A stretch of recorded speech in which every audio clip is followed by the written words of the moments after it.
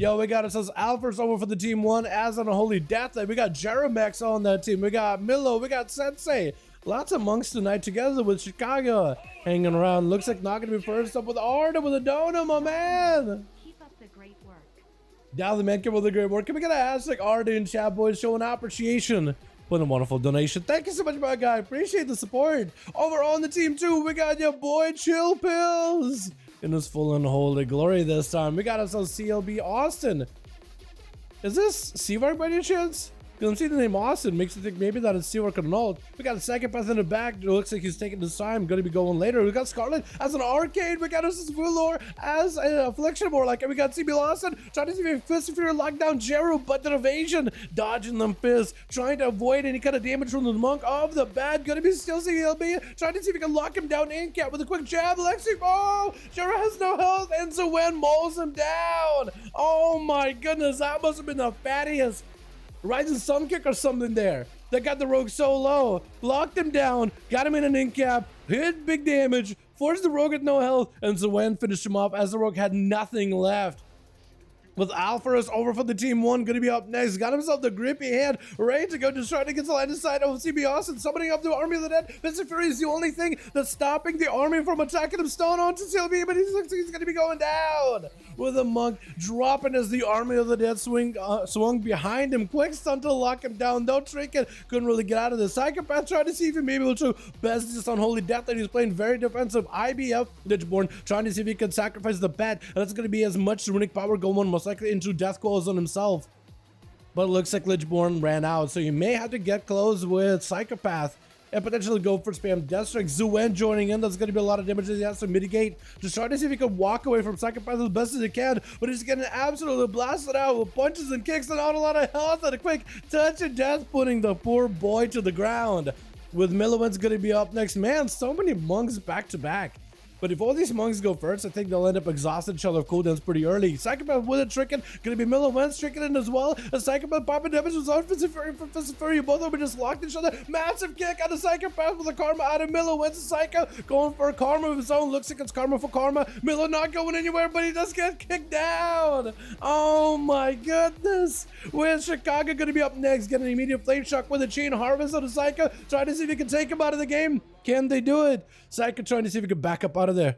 Quick board by Chicago. Ring a piece to separate the two, but the Ghost Raptors do make it over towards Psycho, continuing the good damage. Psycho tried to see if he can get himself some fights to recover. Chicago, as soon as he got out of this in cap, may be able to close the gap with Psychopath and potentially take him down. Are you running that Lava Lash Flame Shock dot? Because it looks like it's actually doing quite a bit of damage. I think it's a sizable dot. Going to be a quick lead, but Chicago trying to see if he can thunder down the Monk, but the Monk is way too fast. He's going to be able to zap him down, with Scarlet going to be up next. Immediately trying to go for a poly versus Chicago, but it's going to be Wind Shear trying to purge him with all the buffs. It's going to be the images joining in with a polymorph for Scarlet. Looks like Chicago was able to get far away. The Ghost does cover that polymorph as well. And Scarlet, with the ulti time, going to get purged up immediately. Try to see if they may be able to build up for some damage with Chicago. What kind of a build is Scarlet going for, though? Are they playing that Night Fae? A Night Fae Arcane Mage? Are they playing potentially? They are playing Night Fae. Does Chicago interrupt it? He cannot. So Chicago just got to wait it out for Scarlet. But Chicago has to go versus Scarlet. There's Vuler in the back. There's Shield Pills. Chicago just took down the Monks. So potentially Scarlet, or Chicago takes down Scarlet right here. That could be a proper 1v4. But Scarlet, I mean, they're checking out Arcane Mage. They're trying to check out the Arcane Buzz. Baker Cat is for Chicago. Did that when he went to stop it. Mad damage on Chicago. Can't really go to it. Mad missiles trying to see if he can live it. Oh my god. That is so much damage. Chicago does pop a wall. No, actually no wall. Just the Aegis absorbed so much damage on that Arcane. Touch of the Magic was looking pretty massive just now. But the Aegis absorbed 50% of all damage taken. Jesus Christ, that was so clutch. Chicago was so low. That missile proc was incredibly strong. Scarlet got some big damage behind them. If we're going to be seeing Seaver tonight, I'm sure, like, because Scarlet normally plays some Frost Mage. I don't know what the experience is with Arcane, but they normally play Frost. If Scarlet can do this well with Arcane, how well can my boy Seaver do? Big blaster damage out of Chicago. Scarlet looking to back up out of there. Shifting power getting interrupted for Chicago. That's actually fantastic to interrupt that shifting power. It's such a weird spell because when you interrupt it, you're not really locking out Scarlet out of all the casts, right? It's a nature cast for an arcane casting class. If you interrupt it, you can get polymorph, but if you deny them the cooldown reduction in a long game, That could be so valuable. Scarlet trying to see if they can maybe land a polymer for Chicago. Chicago's just trying to see if they can purge all the buffs. Gonna be a polymer to follow him. And Chicago is gonna just have to eat the damage from Scarlet. Arcanosphere get it cooked up. Tricking for Chicago, trying to interrupt it. But still big blasted damage available for Scarlet. Massive missile output for Chicago. Huge blast to follow. That's gonna be an Icebuck for Scarlet as Chicago was able to counter pressure them. So forced down an Icebuck out of Scarlet.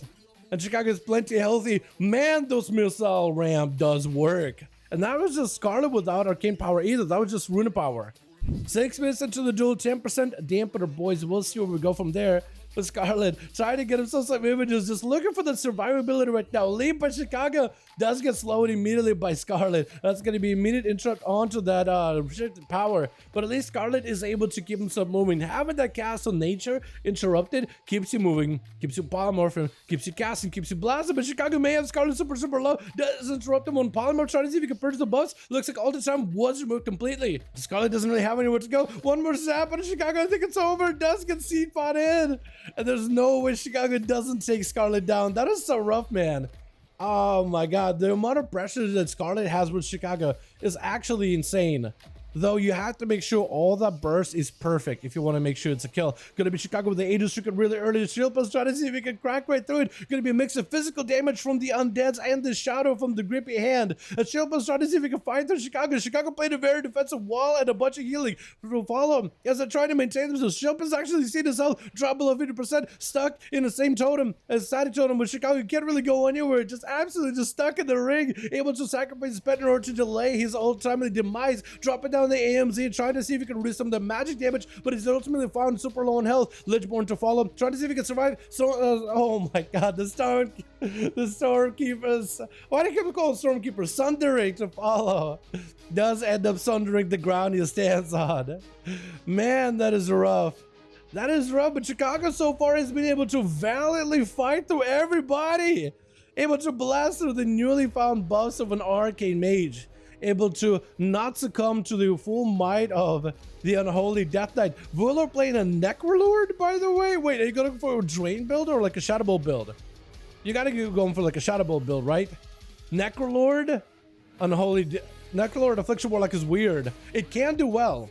It actually can do really well. As long as you're able to get some fatty Shadow Bolts and full dots on the enemy, your Shadow Bolts can actually hit as hard as a Chaos Bolt. Try to get some UAs on all the dots on Chicago. If you're able to get a couple of procs on your Nightfall, I think it's Nightfall procs. Shadow Bolt 1 on Chicago, that is full buffed. Wait, Massive Chain Harvester got to turn around. Fuller trying to give himself a little bit more defense. I think trying to Shadow Bolt in Chicago. Massive burst in Chicago. Those are Shadow Bolts that are doing that much damage. That is a Shadow Bolt doing that much damage. And I think it still may have one more. If you got one more Shadow Bolt, that could hit as hard as a Chaos Bolt. Fuller, do you have one more? He does, but it didn't have any dots. Chicago had no more dots on him. That Shadow Bolt will do so much more if the enemy is fully dotted up and ready to go. But Chicago does it coming out of left field, slamming through everybody, trying to see if they could bypass any damage buffs that all these other competitors have received. With Shaman's untouched for this season, Chicago still retains a very strong dominant position. Let's get another one going.